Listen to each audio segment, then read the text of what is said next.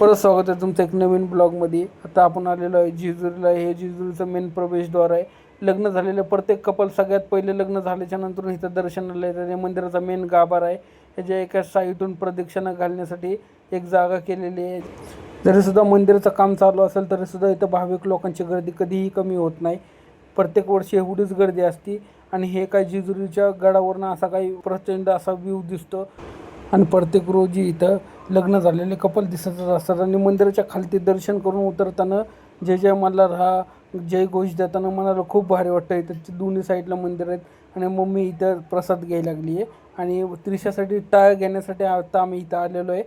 जेजुरीमधून घरी जायला निघलो तर दिव्या घाटाच्या कॉर्नरला 2 तास झालं ट्रॉफिक आहे। पालखी रोड वाढवण्यासाठी इथे डोंगर फोडायचं काम चालू आहे। तर हे असं काही ट्रॉफिक आहे इथं लागलेलं।